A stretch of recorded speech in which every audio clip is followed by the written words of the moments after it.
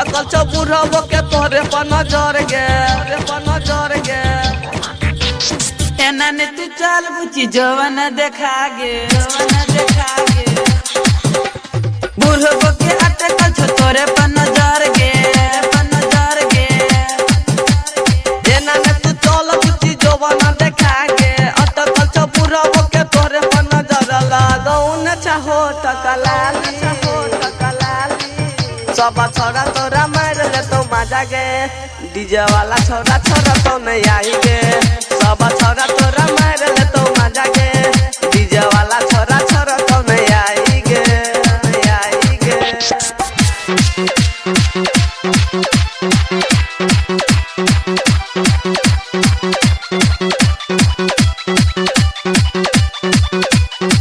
DJ वाला छोरा तो नहीं आई गे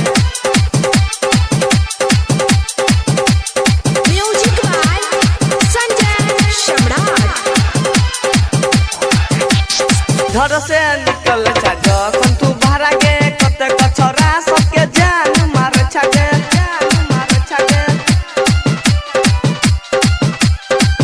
घर से जखन निकल छ भाड़ा गे कते कछरा के मार छ जान गे ओरा निके कर देखी बुइया लटाई छौ मार छखन की कते छोरा गिर जाई छौ तनी डीजे पर कमर हिलाइले सब छोरा तोरा मार ले तो मजा गे डीजे वाला छोरा तो ने आई गे सब छोरा तोरा मार ले तो मजा गे